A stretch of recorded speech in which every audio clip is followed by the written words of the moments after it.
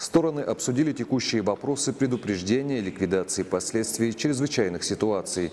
Министр по чрезвычайным ситуациям Абхазии Лев Квицыня в числе приоритетных выделил несколько из них. В частности, вопрос упрощенного пересечения государственной границы Республики Абхазия и Российской Федерации в случае возникновения чрезвычайных ситуаций различного характера. Речь идет о воздушном и наземном транспорте для эвакуации пострадавших граждан двух стран в лечебные учреждения Российской Федерации.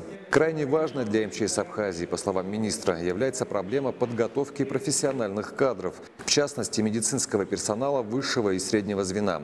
В этой связи существует настоятельная необходимость обучения сотрудников МЧС Абхазии в вузах Министерства здравоохранения России. На встрече рассматривался вопрос создания на территории Республики Абхазия реабилитационного центра для сотрудников МЧС России и Абхазии, получивших увечья при ликвидации последствий стихийных бедствий. Рашид Нургалиев в своем выступлении подчеркнул, что развитие межгосударственных и межведомственных связей России и Абхазии является приоритетным, а вопросы, поднятые на данной встрече, весьма обоснованы.